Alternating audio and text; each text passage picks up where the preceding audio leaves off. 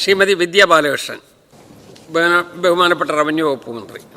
Sir, Kozhikode Pavangad നിന്നും ഉള്ളിയേരി കുറ്റ്യാടി വഴി കണ്ണൂർ ജില്ലയിലെ ചൊവ്വ വരെ പോകുന്ന റോഡാണ് PUKC റോഡ്.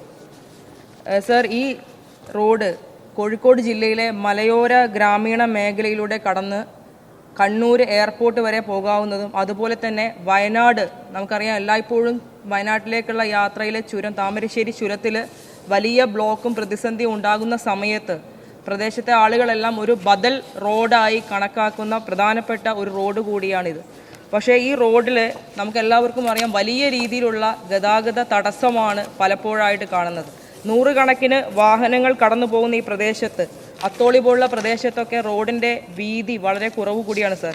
ഈ റോഡിൻ്റെ വൈഡനിങ്ങുമായി ബന്ധപ്പെട്ടുകൊണ്ട് 2021 മുതൽ അവിടെ പ്രോസസ്സ് സ്റ്റാർട്ട് ചെയ്യുകയും അതിൻ്റെ ആദ്യത്തെ റീച്ചായിട്ടുള്ള പാവങ്ങാട് മുതൽ ഉള്ളിയേരി വരെയുള്ള 17 കിലോമീറ്ററോളം ദൂരം, ഈ ദൂരത്തിൽ ഏകദേശം 2021 തന്നെ മഞ്ഞക്കുറ്റി സ്ഥാപിക്കുകയും 5 വർഷം കൊണ്ട് ഈ റോഡിൻ്റെ പ്രവൃത്തി പൂർത്തീകരിക്കുമെന്ന് പറഞ്ഞുകൊണ്ട് അന്ന് നടപടികളുമായി മുന്നോട്ട് പോയതാണ്. പക്ഷേ ഇതുമായി ബന്ധപ്പെട്ട് ഇപ്പോൾ അവിടുത്തെ ആളുകൾ 5 വർഷമായിട്ട് ഒരു അടിയന്തരമായ ആവശ്യം വരുന്ന സമയത്ത് ആളുകൾക്കൊരു സ്ഥലം വിൽക്കേണ്ട ആവശ്യം വരുമ്പോൾ അതിനുള്ള സാഹചര്യം പോലും ഇല്ലാത്ത ഒരു സ്ഥിതിവിശേഷമാണ്.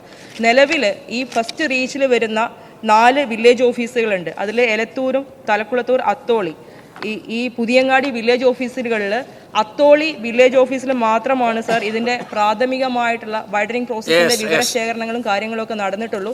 എത്രയും പെട്ടെന്ന് ഈ റോഡിൻ്റെ വൈഡനിങ് അക്വിസിഷനുമായി ബന്ധപ്പെട്ട വിഷയങ്ങൾ പൂർത്തീകരിച്ചിട്ട് റോഡിൻ്റെ പ്രവൃത്തി പുരോഗമിക്കണമെന്നാണ് ഈ ഒരു സഭയുടെ മുന്നിൽ അഭ്യർത്ഥിക്കാൻ. സാർ, കോഴിക്കോട് ജില്ലയിലെ പാവങ്ങാട് ഉള്ളിയേരി കുറ്റ്യാടി ചൊവ്വ റോഡ് വികസനത്തിന് 5.235 ഏക്കർ ഭൂമി നേരത്തെ ഏറ്റെടുത്തു. പിന്നീട് അത് മാറ്റം വരുത്തി 5.251 ഏക്കറായി ഭേദഗതി ചെയ്തു.